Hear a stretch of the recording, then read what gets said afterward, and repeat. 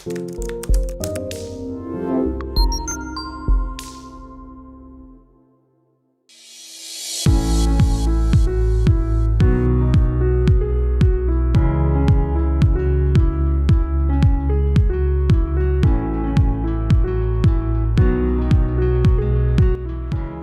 my name is Asha Zara. Before I continue our main discussion, let's see what is titration. Titration is an analytical method for determining the concentration of an unknown substance in a sample. It is a form of quantitative chemical analysis and it used in various industries, including food, dairy, water, pharmaceuticals, and manufacturing. The principle behind titration is that you add a solution, known as a titrant, to the sample you wish to analyze. The titrant contains a known chemical that will react with the sample substance. You add the titrant using a burette. This device allows you to measure the amount of titrant you require exactly. Once you do this, a chemical reaction will take place in the sample, changing its characteristics. There are different ways of detecting this change. Once all the sample substance has reacted with the titrant, a color indicator that changes color when the substance reacts to the titrant, or a sensor that shows a marked change in a measured signal. You can calculate the concentration of the substance in the sample by looking at how much titrant was added to get all of the substance to react. Why is titration used? Titration is a proven method for testing substance in everyday use. It is a form of detection that enables you to determine an unknown substance. It is especially useful for quality control and for measuring the precise proportion of chemical and ingredient in various products and treatment. Move to our focus: food titration in food industry. In food processing, acid or base titration determines the acidity of fruit juice. Precipitation titration is useful for determining salt content in different food products. Some food manufacturers use manual titration method for cell testing. The potentiometric titration method is an automated alternative, measuring change in membrane potential of the sample substance. So now, let's move on to theory of titration. First, let me explain about type of titration. Titration can be classified into several types when considering goal and procedure. The different types of titration are acid-base titration, redox titration, precipitation titration, and complex geometric titration. However, in quantitative chemical analysis, the most common type of titration are redox titration and acid-base titration. Next, how about the titration technique?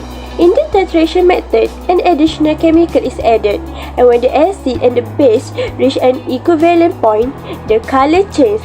Analyte is determined by the formula N equal mV and can have a low level, but the titrate is always present in high concentration.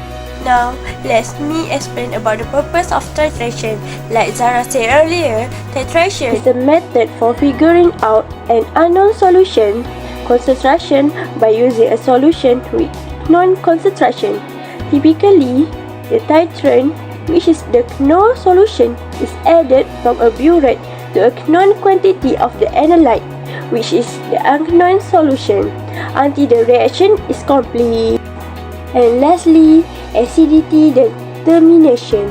The sample's acidity can be determined by titrating it with sodium hydroxide, which is known to a phenolphthalein indicator endpoint following complete the formation of the gelatin to eliminate acid that cannot be titrated to otherwise. Since the sample's acidity can be altered by variety of acid, the value is expressed in milli-equivalent of acid per unit sample weight. Now, let's move on to the methodology. The question is, how titration is applied in food manufacturing industry? Titration is a crucial technique in the food manufacturing industry for determining the concentration of certain components. For instance, it can be used to measure the acidity, pH level of various food items such as sauces, beverages, and dairy products. And by using titration, manufacturers can ensure products meet regulatory standards, maintain consistent quality, and deliver accurate nutritional information to consumers. Basically, the titration allows for precise control over the production process, ensuring that the final product aligns with both safety and quality requirements. Now, let's take a look at this example of acid-base titration in determining the acetic acid percentage in vinegar. Here's an overview of the procedure conducted in the experiment. A precise volume of vinegar is measured and placed into a flask. Then a few drops of an indicator such as phenolphthalein are added to the vinegar. In this case, we use phenolphthalein so the indicator will change the colorless solution to light pink solution, signaling the endpoint of the titration. A standard solution, which is sodium hydroxide, is added slowly into the vinegar while we swirl the flask. As the sodium hydroxide reacts with the acetic acid in the vinegar, the titration continues until the color of the indicator changes, indicating that all the acetic acid has reacted to the sodium hydroxide. Then, the volume of the sodium hydroxide solution used in the titration is recorded.